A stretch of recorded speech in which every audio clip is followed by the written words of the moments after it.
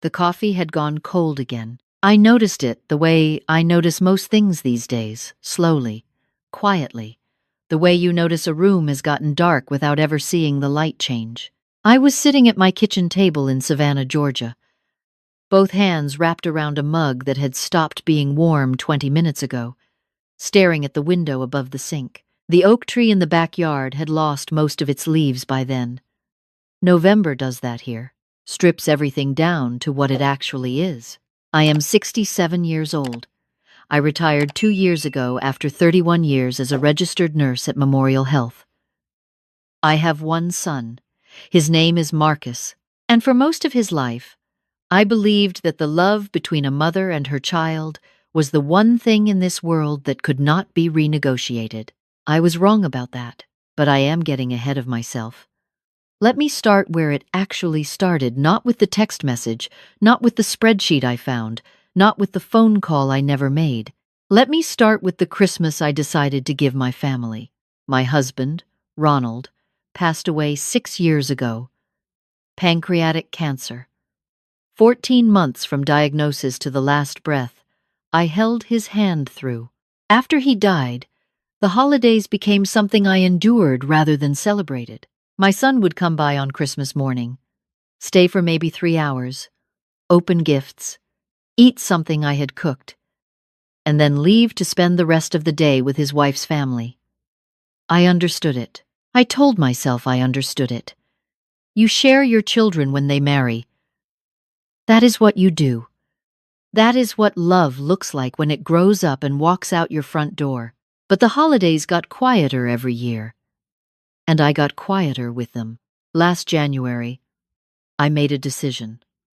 I was done being quiet. I had been saving money in the way my mother taught me deliberately, category by category, never touching what I had set aside. Ronald left me the house and a modest life insurance policy, and I had my pension and Social Security. I was not wealthy, but I was careful, and for 2 years after Ronald died, I had been putting money into a separate account I called the Family Fund, not because anyone asked me to, not because anyone knew about it, because I believed, the way I believe in most things, that if you want something to happen, you have to build toward it yourself. I wanted one Christmas, one real Christmas, the kind we used to have when Marcus was young, when Ronald would burn the sweet potato casserole every single year, and we would laugh about it until we cried. I wanted my son and my daughter-in-law, Candace, and my 2 grandchildren, Jalen, who is 9, and Amara, who just turned 6, all under one roof, for more than 3 hours. I wanted to wake up on Christmas morning and hear children running down a hallway, so I planned it. I found a large vacation home outside Savannah, about 40 minutes from my house, right on the water. It slept 12. It had a wraparound porch and a kitchen big enough that you could have 3 people cooking without bumping into each other. The owner had decorated it with white lights along the roofline that stayed up year-round, and in the listing photos, those lights reflected off the water at night in a way that looked almost holy. I put down a deposit in February, $2,200. The full rental for Christmas week, December 22nd through the 28th, came to $6,400. I paid it in 2 installments, the second one in July. Then, I booked flights. Marcus and Candace, and the children, lived in Charlotte, North Carolina, by then.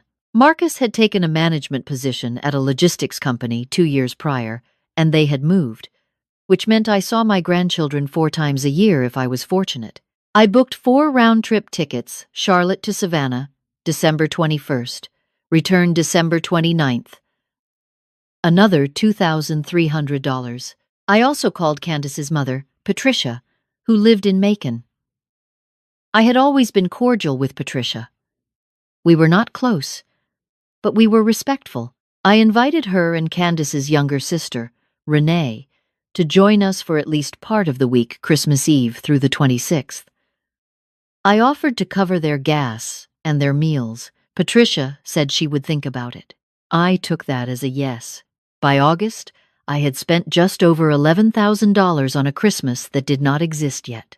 I had a folder on my kitchen table, printed confirmations, phone numbers, a grocery list organized by day, a note about which bedroom would work best for Jalen because he sometimes had nightmares and needed to be close to an adult. I had thought about everything. What I had not thought about was the conversation my son and his wife were apparently having without me. I found out the way you find out about most things you were never supposed to know by accident, and all at once. Marcus called me on a Tuesday evening in late September. He said Candace was thinking about taking the children to see her aunt in Phoenix over the holidays.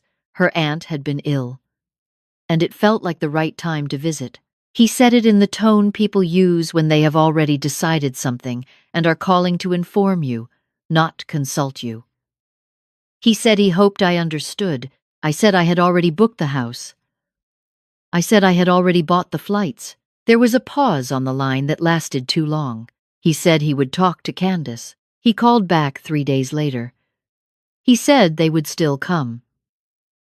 He said the Phoenix trip could wait until spring. He said everything was fine and he was sorry for the confusion. I told him about the house, about the lights on the water, about the bedroom I had set aside for Jalen. He laughed the real laugh, the one that still sounds like him at 12 years old, and said it sounded wonderful. He said Amara was going to love it. I went back to my planning. In October, my closest friend, Beverly, came over for dinner. Beverly is 64, a retired schoolteacher, and she has known me for 22 years. We met in the waiting room of a dentist's office and have been in each other's lives ever since. She is one of those people who tells you the truth even when the truth is inconvenient, and she does it with enough warmth that you can receive it without feeling attacked. I told her about the Christmas plan. I showed her the folder. She looked at the printed confirmations for a long time. Then she said, quietly, "Dorothy, does Marcus know how much this cost?" I said it didn't matter what it cost. She looked at me the way she does when she is deciding how hard to push. She did not push. She just said, "I hope it's everything you want it to be." I heard what she did not say. I chose not to hear it. November came. I called Marcus to confirm arrival times. He said Candace was handling the logistics. I texted Candace a friendly message asking about the flight times so I could arrange to have the house stocked with groceries when they arrived. She did not respond that day. She responded 2 days later with a thumbs up emoji and the word noted. I told myself that was enough.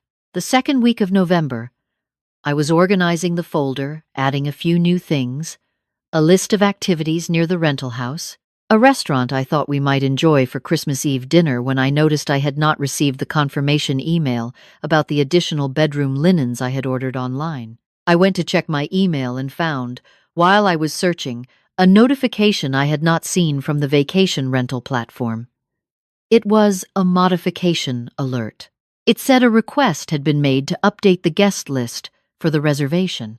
I clicked through to the rental management page. My name had been removed as a guest. Not as the account holder, I was still the billing contact, still the one who had paid.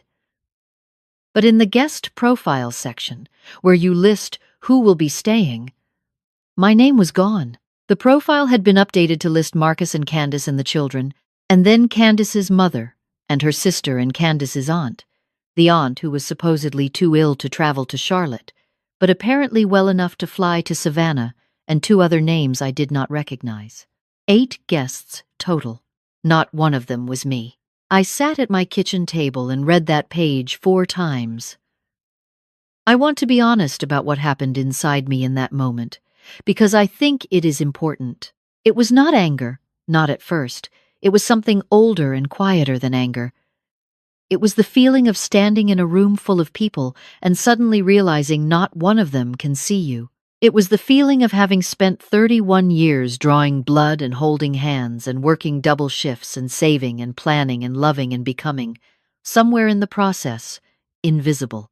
I closed the laptop. I called Beverly. She came over within the hour. She sat across from me at the kitchen table with her coat still on and listened to everything. Then she said, "Have you talked to Marcus?" I said no. She said, Are you going to? I looked at the folder on the table. 6 months of planning. $11,000. A folder with a note about which bedroom was closest to where Jalen slept when he had nightmares. I said, "Not yet." I opened the laptop again. I went to the airline website. I entered the booking confirmation number for the 4 round-trip tickets I had purchased: Marcus, Candace, Jalen, Amara, Charlotte to Savannah, December 21st. I moved them to my cart, and I canceled them. The refund, per the fair rules, came back as travel credit. That was fine. I would use it. Then I called the vacation rental company. I explained that there had been a miscommunication about the guest list, and I would need to modify the reservation. The representative was very helpful. She said I could update the dates, update the guests, or, if I preferred, I could transfer the booking into an entirely different name. I said I would like to keep the reservation in my name and update the guest list myself. She said, of course. She walked me through it. I removed all the names that had been added without my knowledge. I added Beverly. I added our friend Lorraine, who was 71 and had not taken a real vacation in 4 years because she spent most of her time caring for her elderly mother, who passed away in the spring. I added Gloria, who was 66 and funny in the way that makes you sore the next day from laughing. And I added one more name, a woman named Helen, who I had met in a grief support group 3 years after Ronald died, and who had become, quietly and steadily, one of the people I trusted most in the world. 4 women. 1 beautiful house on the water. Christmas week. Then I did one more thing. I went to my bank's mobile app. Marcus was linked to an account I had set up years ago, a small joint account I used when I occasionally helped with the grandchildren's expenses, school supplies, that sort of thing. I had been meaning to close it for some time. I closed it. I set my phone face down on the table. Beverly was still sitting across from me. She had taken her coat off by then. "Are you going to tell him?" she asked. "Eventually," I said. "When?" I thought about the modification alert. I thought about 8 names and mine not among them. I thought about 31 years of holding other people's pain as a nurse, and coming home to hold my son's and my husband's and never asking anyone to hold mine. "When I'm standing on that porch," I said, watching the water. Marcus called me on a Friday evening, 2 weeks later. Candace's aunt, he said, was going to join them for Christmas after all, and they wanted to make sure there was enough room at the rental house. He said it casually, the way you mention something you assume has already been discussed. He said they would need me to add a few names to the reservation. I told him the reservation had been updated. He said, "Great. So there's room?" I said, "There's room for who I invited." A pause. "What do you mean?" "I mean, the house is reserved. For me and my friends." December 22nd through the 28th. The silence on the other end of the line was different from the one in September. That one had been uncertain. This one was stunned. He said, "Mom, what are you talking about? We planned Christmas together." I said, "Marcus, I planned Christmas. I planned it for 8 months. And then I went to check on the reservation and found that my name had been removed from the guest list of a house I paid for. So I made some changes." He was quiet for a moment. Then he said, and this is the part I want you to hear clearly, he said, "That wasn't meant to be personal. I have been a nurse for 31 years. I have sat with people in the worst moments of their lives. I have learned, in that time, that the most revealing thing about a person is not what they do, but what they say after." And what my son said, when confronted with the fact that he had allowed my name to be removed from a home I had paid for, was that it was not meant to be personal. I said, "Everything is personal, Marcus. Every single thing." He said he needed to talk to Candace. He said there had been a miscommunication. He said he was sorry if I felt hurt. I noticed the construction of that sentence, "sorry if I felt," not sorry for what had been done. I said, "You don't need to talk to Candace. The reservation is settled. I hope you and the children have a beautiful Christmas." "I mean that genuinely," he called back within the hour. His voice was different, tighter, like a door being held shut from the inside. He said Candace was upset. He said they had made plans based on the house. He said the flights were booked. I reminded him that I had purchased those flights, and that when I canceled them, the refund had been issued as travel credit on my account. Another silence. This one had a different quality entirely. He said, "You canceled our flights?" I said, "I purchased them." "Yes." He said, "Mom." I said, "Marcus, I love you. I love Jalen and Amara more than I have words for. But I spent 8 months and more money than I will tell you building something beautiful for this family. And somewhere in those 8 months, a decision was made without a conversation, without a phone call to rearrange what I had built so that I was outside it. I don't know whose decision that was. I don't need to know. What I know is that I have spent a very long time building things for other people and stepping back so they could enjoy them. I'm not doing that this Christmas." He was quiet for a long time. Then he said, very quietly, "I didn't know about the guest list." And I believed him. I want to be honest about that. I believed that particular part. I know my son. I know the difference between his dishonesty and his passivity. And what I heard in his voice was not the sound of someone caught in a lie. It was the sound of someone who had been complicit without fully accounting for the cost of his compliance. I said, "I know." He said, "What do I do?" I said, "That's not a question I can answer for you." We said goodbye. I sat in the kitchen for a while after, in the particular quiet of a decision that cannot be unmade. I was not triumphant. I want to be clear about that. I was not vindicated in any way that felt good. I was simply, for the first time in a very long time, standing exactly where I had decided to stand. Beverly called later that night. I told her everything. She said, "So we're really doing this?" I said, "We're really doing this." She laughed. It was the laugh of a woman who has been waiting a long time for her friend to remember herself. The morning of December 22nd, I packed 2 bags and drove to the house on the water. Beverly was already there when I arrived. She had driven down an hour ahead of me to get the heat running and make sure the kitchen was stocked. When I pulled up the gravel drive and saw those white lights along the roofline, reflecting off the gray water of the December inlet, I stopped the car and sat for a moment. Ronald and I had talked about a Christmas like this. We talked about it the second year we were married, lying in bed in our first apartment with the windows rattling in the cold. He had said, "One day we'll do it right. Big table, whole family, somewhere beautiful." One day, we never got to one day. Life was always in the way of one day. I got out of the car and walked up to the porch. Beverly opened the door before I reached it, holding 2 mugs, steam rising from both of them. She held one out to me without a word. I took it. It was warm.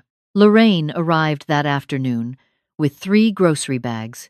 She insisted on carrying herself and a playlist she had made specifically for the week that began with Mahalia Jackson and ended with something by Lizzo. Gloria arrived just before dinner, still wearing her work badge from the hospital gift shop where she volunteered on Wednesday mornings, and she brought a sweet potato pie that she set on the counter with the solemnity of someone presenting evidence.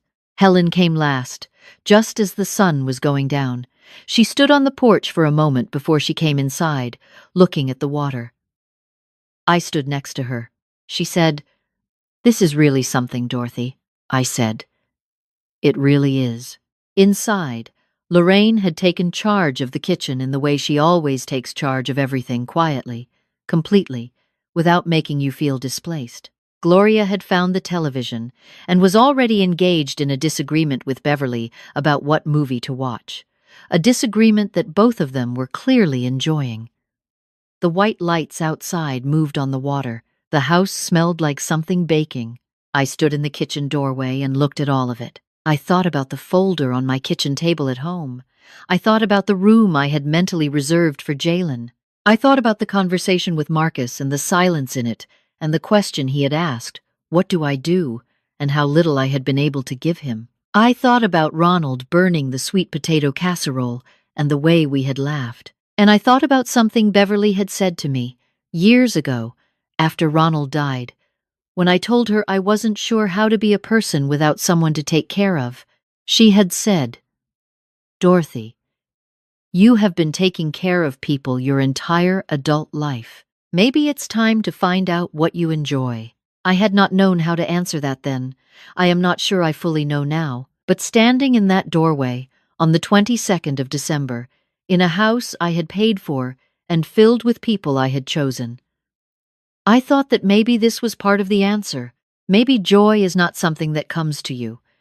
Maybe it is something you have to go out and build the same way you build everything else, deliberately, with your own hands, one deposit at a time. Christmas morning was loud and warm and nothing like I had planned and exactly what I needed.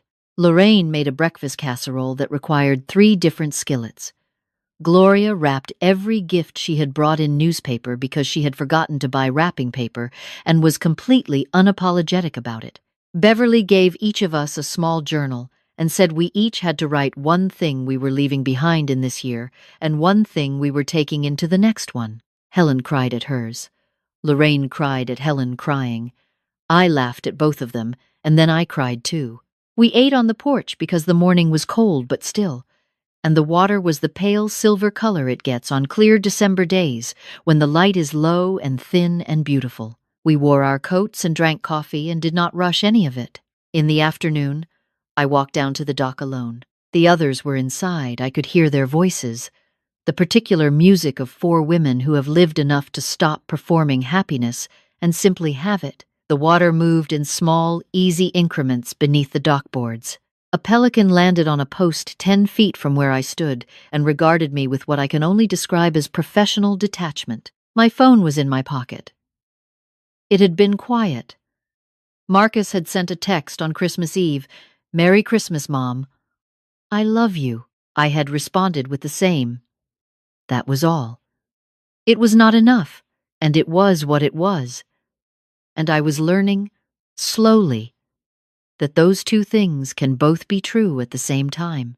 I thought about the last year and a half, all the planning, the money, the folder, the hope I had organized into neat printed pages. I thought about the night I found my name removed from the guest list and the feeling of that particular invisibility. And I thought about the moment I closed the laptop and called Beverly and started making different plans. Here is what I want to say to anyone who is standing where I was standing. There is a particular kind of exhaustion that comes from spending your life making yourself smaller so that other people can feel bigger. It doesn't announce itself. It accumulates. You don't notice it until one day you're sitting at your kitchen table with cold coffee and you realize you cannot remember the last time you did something purely because you wanted to. I had spent 67 years being useful. I had raised a son and nursed a husband through illness and held the hands of strangers in their final hours and shown up and shown up and shown up. And none of that was wasted. I want to be clear about that. None of it. The love was real. The service was real. I would do most of it again. But I had confused being needed with being valued, and those are not the same thing. Being needed is about what you can give. Being valued is about who you are when you have nothing to give, and I had spent a very long time not knowing the difference. The pelican took off from the post, opening its wide gray wings over the water. I watched it go. Behind me, I heard the porch door open and Beverly's voice. "Dorothy, Lorraine made something hot, and I'm not coming out there to drink it alone." I turned around. Beverly was standing at the edge of the porch with her coat wrapped tight and her chin tucked against the cold, and she was squinting at me the way she does when she is pretending to be annoyed and is actually just glad. I walked back up the dock toward the house. The white lights along the roofline had come on automatically as the afternoon dimmed. They were exactly as beautiful as they had looked in the photos. I stopped at the foot of the porch steps. "How is it?" I asked. "Whatever she made," Beverly said. "Remarkable." I went up the steps and through the door into the warmth and the noise and the smell of something Lorraine had decided to make without consulting anyone, which was her highest form of love. Gloria had changed the music. Mahalia was gone. Something with a steadier beat filled the kitchen now. Helen was dancing, not dramatically, just swaying, the way you sway when you have stopped worrying about how you look and started worrying only about how you feel. Lorraine stood at the stove with her reading glasses still on from the recipe she'd abandoned, tasting from a wooden spoon with the focus of a scientist. I sat down at the kitchen table. I did not think about the folder. I did not think about the $11,000 or the canceled flights or the conversation with Marcus or the names on the guest list that had not included mine. I thought about none of it. I thought only about this. The warmth and the noise and the light. I had built this. With my own hands, with my own money, with my own stubbornness and grief and love. I had built this table. In a manner of speaking, and for the first time in longer than I could clearly remember, I was sitting at it. The week moved the way good weeks move, faster than you want, slower than you fear. We walked on the beach in the mornings, even when it was cold, bundled in layers, complaining cheerfully. We played cards after dinner with house rules that Gloria invented on the spot and changed whenever she was losing. We talked about our children and our regrets and our bodies and our plans and our late husbands and our bad knees and everything in between. The full, unedited conversation that you can only have with people who have known you long enough to have no interest in your performance. Lorraine told us, on the fourth night, that her daughter had not called her on Thanksgiving. Not a text. Not a voice message. She said it the way you say something you have been carrying alone for a long time and have finally decided to set down. She said she had spent that Thursday cooking a full meal for herself and then sat at the table and could not eat any of it. The room was quiet. Then Gloria said, "You should have called me." Lorraine said, "I didn't want to be a burden." And Beverly said, with the particular gentleness that is her greatest gift, "Lorraine, honey, we are all someone's burden, and we are all someone's blessing. The trick is knowing which people put you in which category." I thought about that for a long time afterward. On the last morning, the 28th, we loaded our cars in stages, the way you pack up something you don't want to end slowly, with a lot of unnecessary return trips to check rooms you already checked. Beverly and I were the last ones on the porch. The others had already pulled out of the gravel drive. The water was still. The morning was cold and pale and completely clear. Beverly said, "Same time next year?" I said, already thinking about it. She laughed and got in her car. I stood on the porch one more moment. The white lights were off in the daylight. The Pelican post at the end of the dock was empty. The water did what water does. It moved and moved and moved, indifferent to everything except its own direction. Marcus texted me that evening, when I was back home and the house was quiet again. He said he wanted to talk. He said the holidays had been complicated, and he wanted to understand what had happened and where things stood between us. He said, and this is the part I read 3 times, he said he thought he had let me down and he was sorry.